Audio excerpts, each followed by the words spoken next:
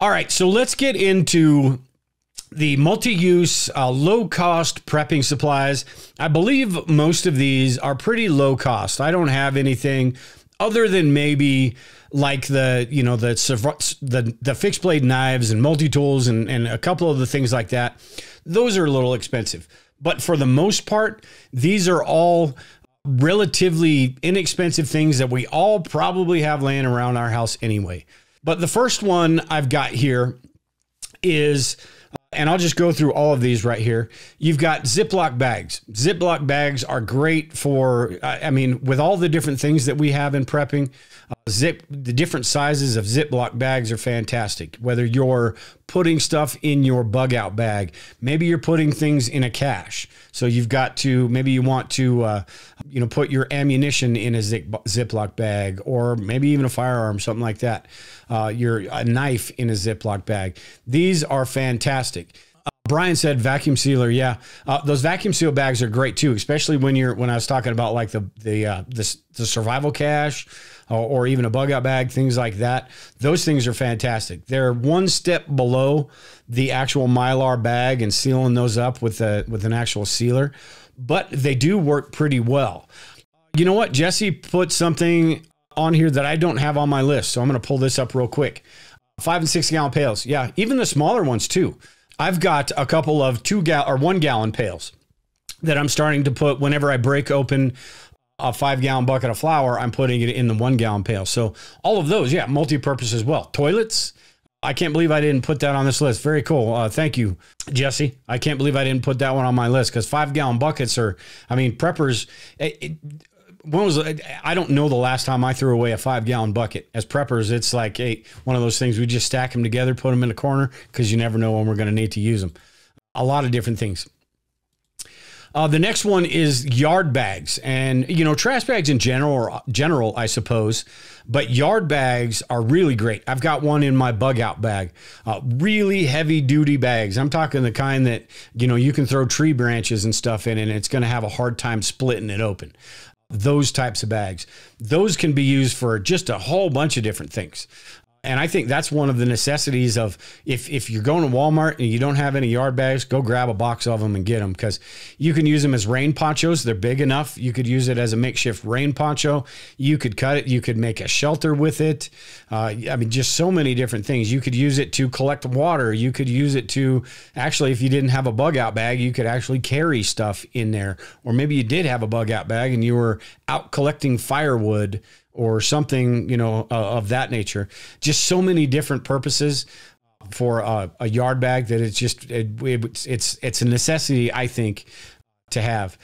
The other thing I have on here is Flex Seal. And if you guys were listening to the show when I had Kevin on, he was talking about this Flex Seal, and I was pretty skeptical about it. And I still sort of am a little bit skeptical about it. But after listening to him, and because in that video, in the video with him, I was talking about this Flex Seal. I've got this commercial right here. I'm going to just play it. I was talking about when he was fixing a boat. He basically Flex sealed his boat, and the commercials to me seem like ShamWow commercials. And I'll just play this real quick, but it seems like ShamWow is like, I just not buying it. I've used it once and didn't have very good luck with it, but that could be me. I have heard from Kevin, he's had good luck with it. I've heard from other people that have had good luck with it. But I want to show you the thing that made me sort of skeptical with all this. And this video, I'll just play this whole thing because it shows you a lot of the different multi-uses for it. Stopping the toughest leaks while remaining completely flexible. Turn this up. Flex Seal is actually liquid rubber in a can. Flex Seal is perfect for all your home repairs and covers easily. ShamWow. A beautiful seal that will last a lifetime. Flex Seal is perfect for roof repair and basement leaks. It's like a handyman in a can. This super strong rubberized coating is unaffected by weather. In extreme heat or cold, Flex Seal keeps its hold. To show you the amazing sealing power of Flex Seal, we replaced the bottom of this boat with a screen door. We covered it in Flex Seal. After a day on the water, not only does it stay afloat, but the inside is completely dry.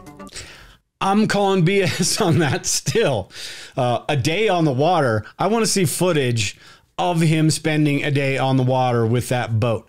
Nonetheless, If it does work, then I think it is something that preppers should have, because you just never know. There's a lot of different uses for it that could be, even if it doesn't work like he's talking about right there, could be a better than nothing type thing. All right, so duct tape and paracord, both of these, I'm going to go through these real quick here, but both of them, we all know duct tape is the, you could do anything with duct tape. If you don't have this or you don't have that, use some duct tape. You got baling wire, duct tape and baling wire, and we can basically make anything. Cordage is just one of those things in preparedness. You can never have enough. Lisa, when we get hay bales, she collects all that twine. She's got a big feed bag just full of 2, 3 foot, 5 foot lengths of twine that honestly, when we pass away, the kids are probably just going to throw away because she just collects so much of it. But I've got hundreds of feet of paracord. I've got jute twine, just a whole bunch of different things. Cordage is always good to have. You just never know which types of situations. Okay, so that's those right there. The next one I've got here is pantyhose, nylons, basically. And this is one maybe a lot of people don't think about, but you could use these for water filters. You could use these for a lot of different things, a face mask, I suppose, not just robbing a bank or anything like that. But if you didn't have like the bandanas that are on this list, you could use one of those for that. So I think nylons, you could use it to put stuff into carry stuff. I mean, you could take a big long leg and make I don't know, put all your little prepping supply trinkets and throw it around your neck or whatever, tie the two ends off, and make something out of that. Just a lot of different things you could do with the nylons. I don't know. I know Lisa doesn't have any. I don't know how many. It's not something I'm going out to go buy some nylons. I'll put it that way, just to have some laying around if I need them. But sort of along the same lines of that is bandanas. And Lisa wrote a post back when I first started, I think, about 100 uses for a bandana. Go to Survivalist Prepper. I didn't pull up the website today, but go to Survivalist Prepper and you'll see the article about 100 uses for a bandana. And there are, I mean, a lot of them, it is what it is, but there are some really useful. That's why we all try to keep one or a schmog or something like that in our bug out bags. Just a lot of different things you can do with them. Filtering, air, putting it over your face, concealment, all sorts of different things you can do with a bandana. But bandanas and stuff like that, just those multi-purpose items. You could even make cordage out of a bandana if you needed to. Just chop it up into little strips or something and do that. This roll of plastic right here is the Visqueen I was talking about, patching up a hole on the roof with your Flex Seal. These plastic rolls are big enough, you could just do a lot of things with them. If you're talking about pandemic type situation, viruses, you're sealing up windows. Even if you're just trying to keep heat inside the house, sealing up windows with this type of Visqueen, sealing up doors and all sorts of different things. Use it as a tarp. If you don't have your tarp or you need another tarp, same thing. Cut off a piece of that, use it as a tarp. And then vinegar and bleach. And both of these, vinegar basically could be used as a cleaning supply, cooking. I mean, a lot of different uses for vinegar. Bleach, the same thing, disinfectant for your water. A lot of different things with bleach. And then coffee filters is another one I've got on this one. I'm trying to get through these so I'm not here all night long bugging you guys, but coffee filters is another good one. It's same sort of on the same lines as all of these first three right here, the bandanas, the nylons, and the coffee filters, but you can use them to store things in. You could use them to filter water, get the sediment, pre-filter your water. A lot of different things that a coffee filter could be good for. And we all, probably 99% of us, all have coffee filters sitting around the house. Next here, we've got Morton salt and baking soda. Again, two things that just have a whole lot of different purposes when it comes to preparedness, especially the salt. Salt is, could be for preserving things. It makes things taste better. Salt has just a massive long shelf life. Baking soda can keep things fresh, and a lot of different uses for baking soda as well when it comes to from a preparedness perspective. And again, this is one of those things that you don't really necessarily think of baking soda as a preparedness supply, but it absolutely is. And, you know, salt, kind of the same thing. I mean, us preppers think of salt and sugar and honey and things like that as prepping supplies. So that is, but the next one is clothespins, and clothespins can be used for a number of different things in conjunction with a lot of these other prepping supplies that we have, like the Visqueen, the Mylar bags. I mean, a lot of different things we can hang. We can use it for, you know, hanging up shelter. Maybe we need to get something hooked up in a spot until we have time to tie it off, and then we can use it for that. I mean, a lot of different uses for these right here. I mean, granted, you have the other clips and different types of things, but why not, you know, have some just regular old clothes hangers and just hanging clothes, right? Because in a grid down situation, you've got to wash your own clothes, and that sort of goes into the totes and things that the 5-gallon buckets, maybe the things that people were talking about in the chat. That goes into the same type of thing. So you need those clothespins to actually hang that stuff because your dryer's not going to be working. Reynolds wrap here is also a good one. And this is sort of a smaller scale of the Visqueen type thing where you could seal certain things up. It could be a window. It wouldn't work. It doesn't have the thickness and it doesn't have the strength that large plastic sheeting would, but it would work in a pinch. Covering things up, preserving things, making sure without refrigeration, you want to make sure that there's the least amount of air getting to stuff as possible. So that if you didn't have the Ziplock bags or things like that, along the same lines of this that I don't have on here is tinfoil as well. Same type of thing. A lot of different uses for tinfoil. All right, trash cans, plastic and aluminum. Aluminum trash cans, you got the Faraday cage aspect of it. Cardboard boxes, which is another thing that I don't have on this list. Like I said, there's just hundreds of these things. But you get a cardboard box and you can seal that up a little bit. You've got yourself a DIY Faraday cage. The plastic totes can be used for rain catchment. They can be used for washing. A lot of different uses for these different types of trash bags. Even your kitchen trash bag. Now, our trash can, if you've got a plastic one in the kitchen or in the garage. I don't know. I'd have to clean it out pretty well before I used it as water catchment. But at the same time, if I was really thirsty, I wouldn't really care much. It's just trash. Frank said tinfoil is also good for hats. Yep, that's true. We all and us preppers, we all need to have our tinfoil hats. All right, so Mylar blankets. And this, you know, a lot of these that I've been talking about sort of have the same type of principle, same thing as a tarp, even that Visqueen that I was talking about, the plastic sheeting. But these little cheap Mylar blankets, they're only like $1 a piece. I've got, I can't reach it right now, but I've got a whole drawer full. I probably got 30 or 40 of them just sitting there. I don't ever use them, but in a situation, say you've got some duct tape, or maybe when I do that Flex Seal video, I will Flex Seal 3 or 4 Mylar blankets together and try to do some sort of shelter out of that. See how that goes. But you know, the Mylar blankets are just good to have for a you just never know when something like that might come in handy. I think for the main purpose that we think of with Mylar blankets, not so much. I mean, you're going to get 1 or 2 degrees difference. I guess if you're in a survival situation and that's what you've got, that's what you've got. But as a prepper, we shouldn't be in a survival situation where that's the only option that we have. Now, it's great to have it, maybe as a little bit extra, but you know, you could even make a pillow or something out of it. Say you've got one in your bug out bag, you could figure out a way to tape that closed, stuff it with leaves, things like that. You can make a pillow out of it. So just something cool to have, and you know, you just never know what it's going to be useful for.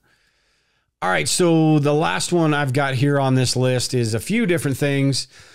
And this is I'll start from the bottom here. I've already talked about the tarp a little bit. I've gone through these. You know, there's a few different options that can be used for the same thing.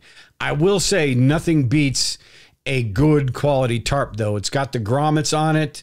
It's going to be high quality. It's going to be meant to be a good high quality one anyway, is meant to be stretched. It's going to be reinforced around the corners, all of those things that you want from a really good high quality tarp. So don't skimp on the tarp, I don't think, but know the other options of the things you have. Baby wipes is another one. Could be used for cleaning up, could be used for cleaning up the kitchen, could be used for cleaning you up.